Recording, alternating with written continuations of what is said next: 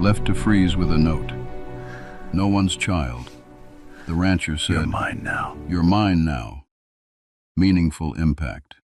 The winter came down hard that year, not loud, not sudden.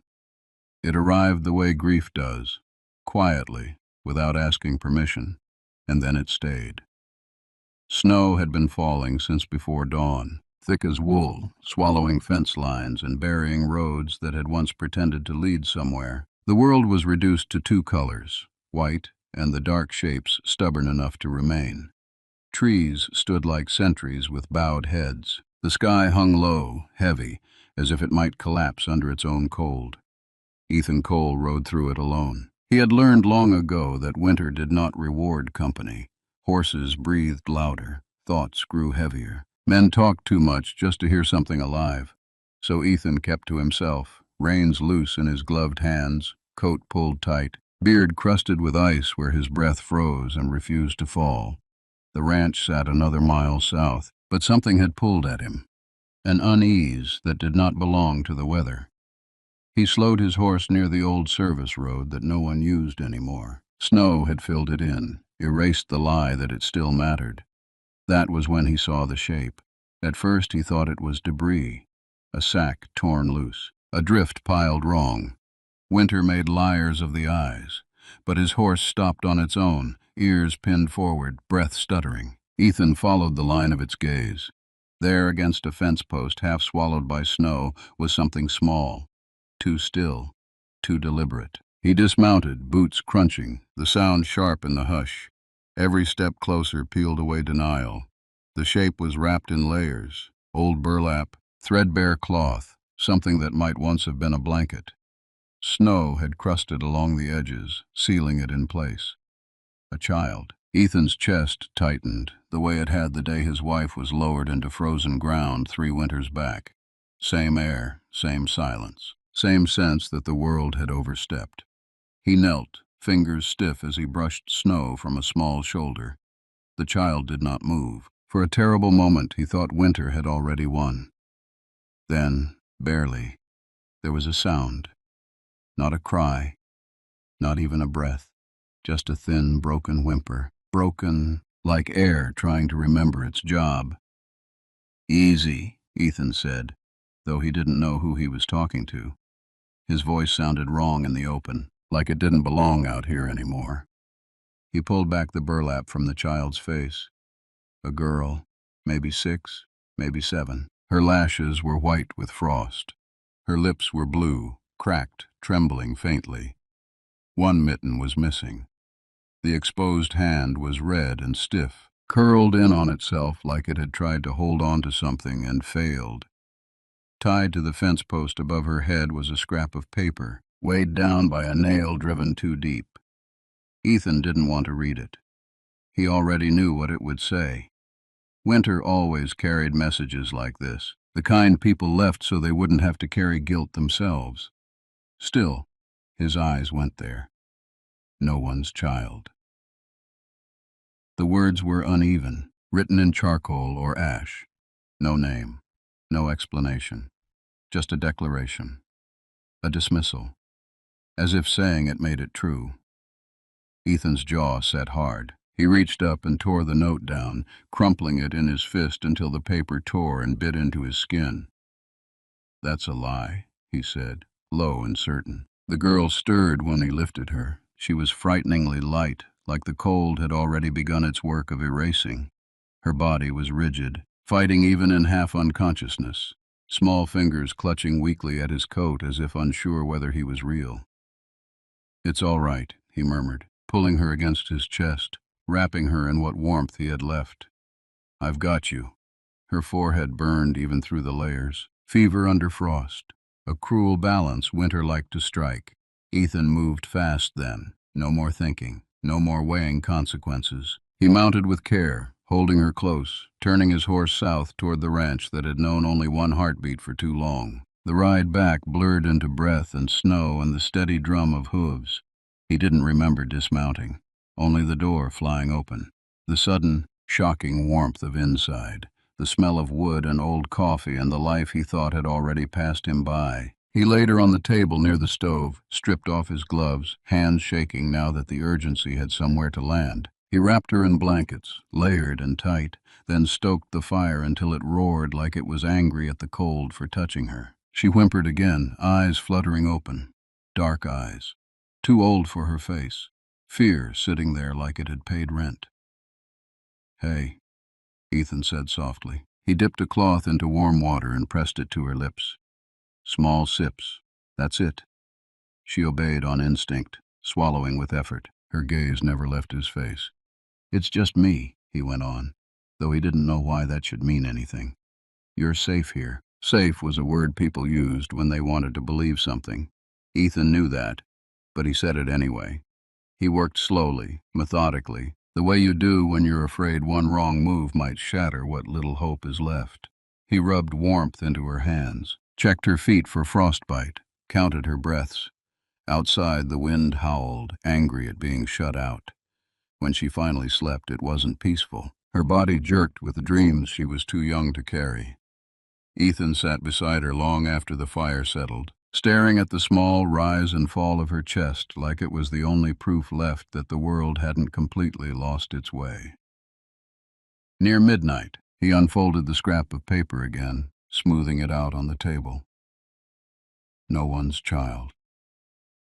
He stared at the words until they blurred. Then he folded the paper carefully and fed it to the fire. The flames took it without hesitation. Ethan looked back at the girl, small and breathing and alive against all the odds winter had stacked. He stood, pulled another chair close, and sat where she could see him when she woke. "You're not alone anymore," he said into the quiet, the words settling into the walls, the beams, the long empty spaces of the house. "You hear me?" The fire crackled in answer. Outside, the snow kept falling. Inside, something forgotten began to thaw. Morning did not arrive gently. It came with a pale, aching light that pressed through the frost-laced windows like a question that refused to be ignored. The fire had burned low some time before dawn, leaving behind a quiet chill that crept along the floorboards and settled into the bones. Ethan woke in the chair beside the table, neck stiff, hands numb where they still hovered too close to the girl's blanket. For one terrible second, he forgot why he was there. Then he heard her breathing, thin, uneven, but present. Relief washed through him so fast it made his vision blur. He leaned forward, placing two fingers lightly against her wrist, the way he'd learned years ago when the world still gave him reasons to worry about other people. A pulse fluttered beneath his touch, weak but stubborn, like her. The girl stirred as if she sensed him watching. Her eyes opened slowly, confusion clouding them before fear rushed in to take its place. She tried to sit up and cried out, a sharp sound cut short by pain and cold. "Hey, easy," Ethan said, quickly standing. "You're all right. Don't move yet." She shrank back instinctively, small hands clutching the blanket, eyes darting around the room as if mapping exits. Her gaze landed on the door and lingered there, panic tightening her small face. Ethan stepped back, giving her space. He remembered that look, the way it hollowed a person out. "You're in my house," he said gently. "No one's coming for you." That last part, he realized, could sound like comfort or threat. He hoped she heard it the right way. She didn't answer. Her lips parted, but no words came. Only breath, quick and shallow. "That's all right," he added. "You don't have to talk." He moved to the stove, poured water into a tin cup and warmed it until steam rose. When he turned back, she was watching him closely, every movement tracked with the focus of someone who had learned that details mattered. He knelt again, holding the cup out but not forcing it. Small sips. She hesitated, then reached out with trembling fingers. The cup rattled slightly against her teeth as she drank. Some spilled down her chin, and she wiped it away with the back of her hand, embarrassed. Ethan pretended not to notice. When she finished, she pulled the blanket tighter around herself like it was the only thing keeping her together. Outside, the wind scraped along the walls. Snow continued its quiet work of erasing. Ethan studied her more carefully now that the worst of the danger had passed.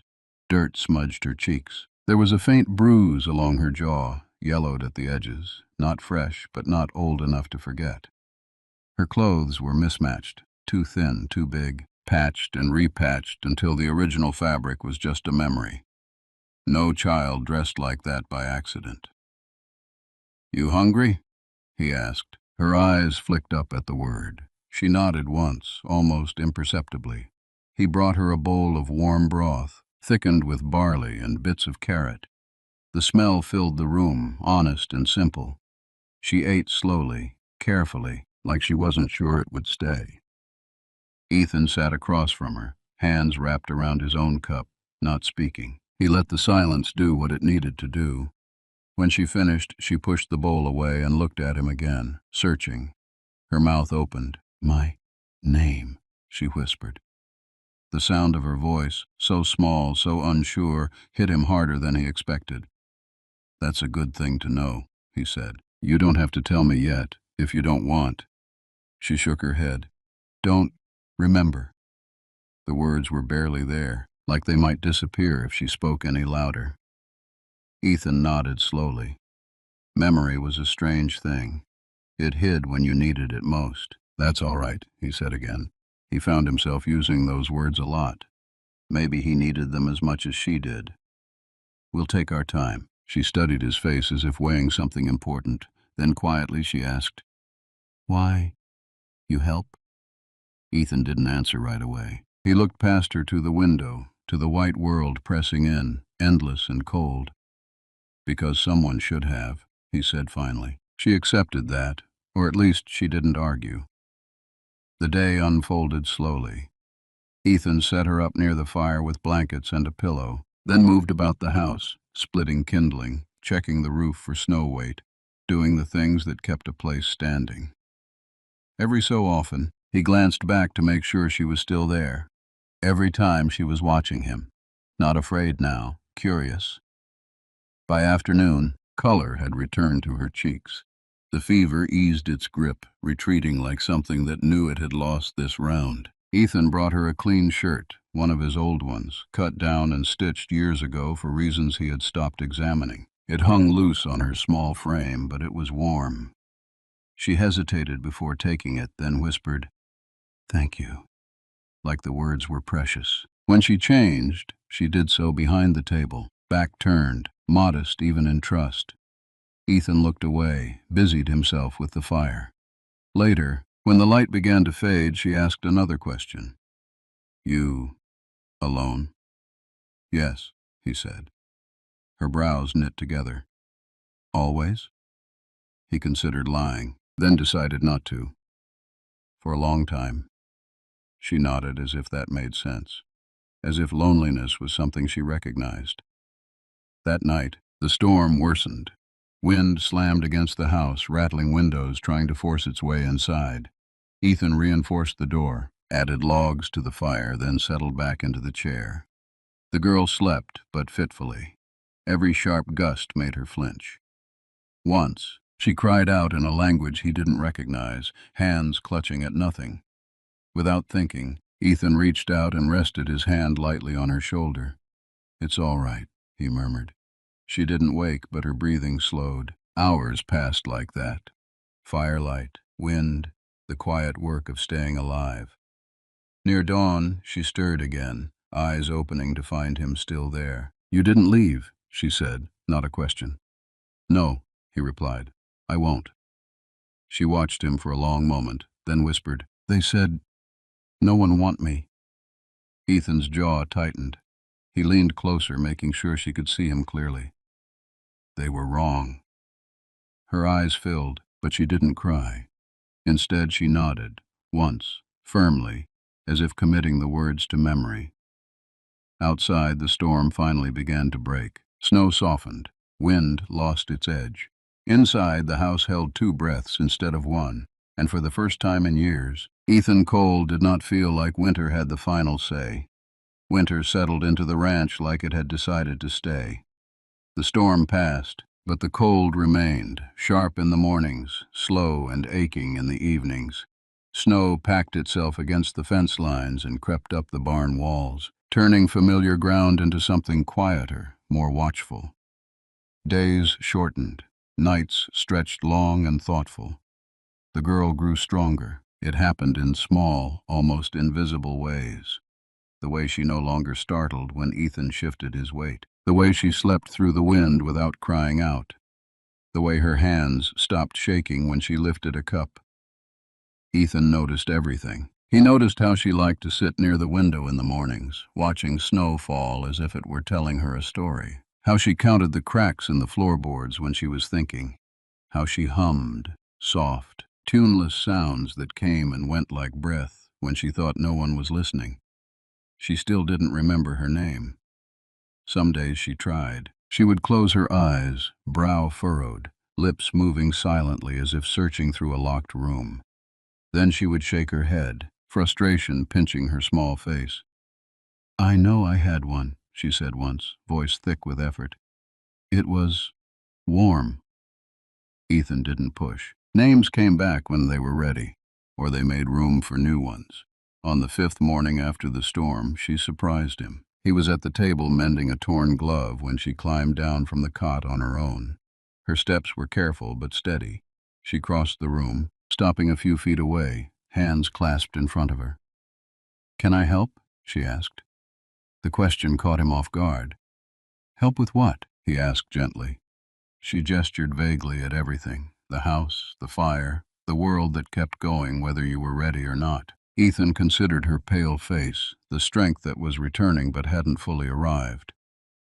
"You can stir the pot," he said, "if you like." Her eyes lit up, cautious excitement flickering there. He showed her how to hold the spoon, how to move slow so nothing spilled. She took the task seriously, tongue caught between her teeth in concentration. That was the first day the house sounded different. Not louder, just fuller. As the weeks passed, she learned the rhythms of the ranch the way one learns a language, by listening first. She helped feed the chickens, scattering grain with careful precision. She learned which floorboards creaked and which stayed quiet. She followed Ethan at a distance when he worked outside, not in the way of a shadow, but like someone memorizing the shape of safety. Sometimes, he caught her watching his hands, how they worked, how they steadied, how they never struck in anger. Once, when he nicked his finger on a nail and cursed under his breath, she ran to fetch a cloth without being asked. "You're bleeding," she said, worry sharp in her voice. "I've had worse," he replied. She didn't look convinced. One evening, as the sun bled out behind the hills and the sky turned the color of old steel, Ethan found her standing by the fence line. Snow dusted her boots. Her breath puffed white in the air. "You shouldn't be out here long," he said. "It's cold." She nodded but didn't move. "I was left like this," she said suddenly.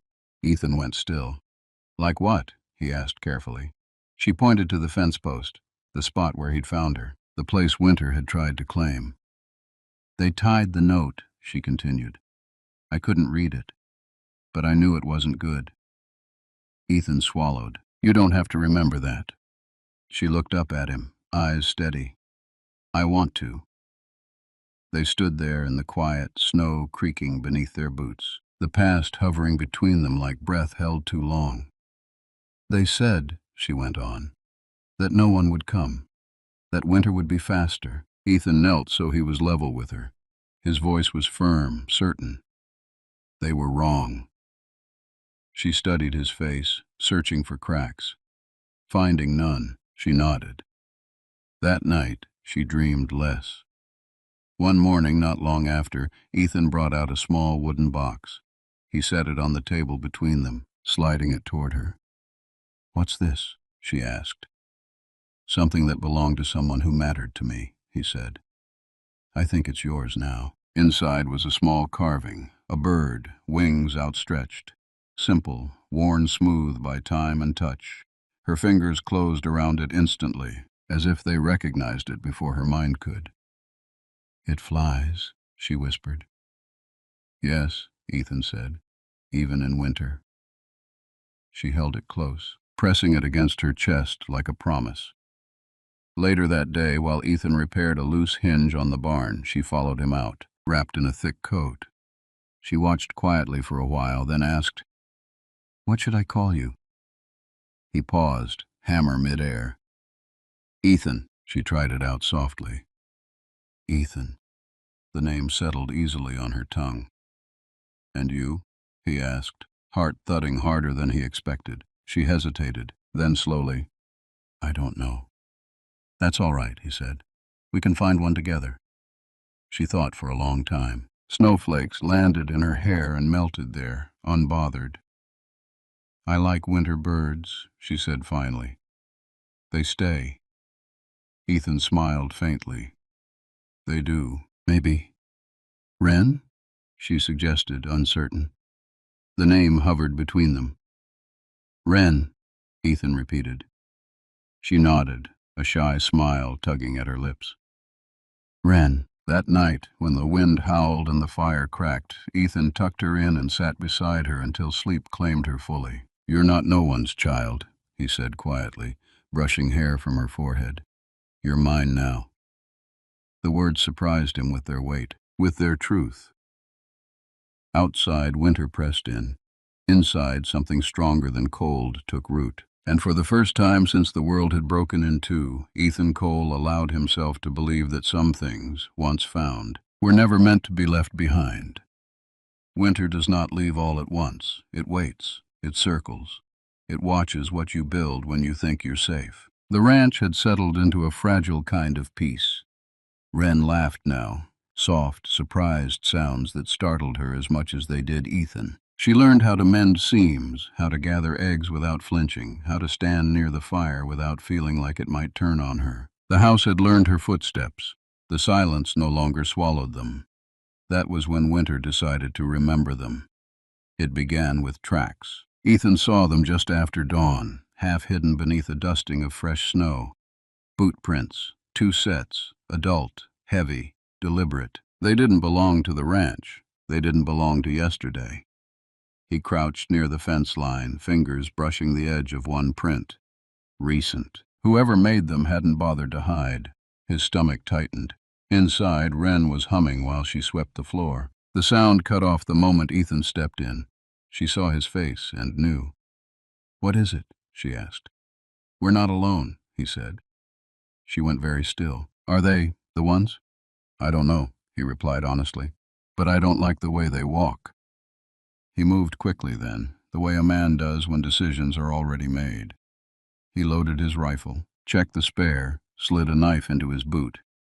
He showed Wren where to hide, behind the false wall near the pantry, the space he'd built years ago for reasons he never thought he'd need again. "If anyone comes," he said, kneeling to her level, "you stay quiet, no matter what you hear." Her eyes searched his face. "You'll come back?" "Yes," he said, and meant it with every part of himself. "I promise." She nodded, clutching the small wooden bird he'd given her. He pressed his forehead briefly to hers, then closed the panel behind her. The knock came an hour later, not a polite one, not a hesitant one. 3 sharp raps, heavy enough to shake the door in its frame. Ethan opened it with his rifle leaning casually against the wall, posture relaxed but ready. 2 men stood outside, long coats, hard eyes, the kind of faces winter carved without asking permission. One smiled without warmth. "Morning," the taller one said. "We're looking for a child." Ethan didn't blink. "Lots of children in the world. This one's special," the man continued. "Left out here, with a note." Ethan felt something go cold behind his ribs. "You're mistaken." The second man stepped forward. "We know she's here." Silence, stretched, tight and brittle. "No," Ethan said. The taller man sighed, like he was disappointed but not surprised. "You could have stayed out of it." Ethan's grip tightened. "You already did." The man lunged. The sound of the rifle shot split the morning clean in two. Birds scattered. Snow leapt from the roof in a white rush. The second man bolted. Ethan fired again, catching him in the leg. He went down hard, screaming into the snow. The taller one staggered back, blood blooming dark against his coat. He stared at Ethan, shock giving way to fury. "You don't know what you're doing," he hissed. Ethan advanced slowly. I know exactly what I'm doing. The man collapsed before Ethan reached him, breath leaving in a wet rattle. The other dragged himself backward, panic wide in his eyes. She's worth money, he gasped. People pay to erase problems. Ethan's jaw clenched. He raised the rifle. No, he said. People like you do. When it was over, the snow around the house was trampled and stained. Winter watched without comment. Ethan buried the bodies far from the fence line, deeper than frost reached. He burned what needed burning. When he returned inside, the house smelled like smoke and fear. He opened the hidden panel. Wren rushed into his arms, shaking. You came back, she whispered. He held her tightly, one hand cradling her head, the other pressed to her back like he could anchor her to the world. It's done, he said. They won't come again. She nodded against his chest, but he could feel the tremor still running through her. That night, the wind returned, not loud, just enough to remind them it existed. Wren couldn't sleep. Ethan sat with her, the fire low, shadows long on the walls. She traced the grain of the table with one finger, thinking. They wanted to take me, she said quietly. Yes? Because I was left? No, Ethan said firmly, because some people think what's abandoned belongs to them. She considered that. But you didn't. No, he repeated. Because they were wrong. She looked up at him then, eyes serious beyond her years. If I hadn't been there, would you still be alone? The question landed heavier than any blow. I don't know, he admitted, but I know I'm not now. She leaned into him, small and warm, a defiance against the cold that had tried to take her twice.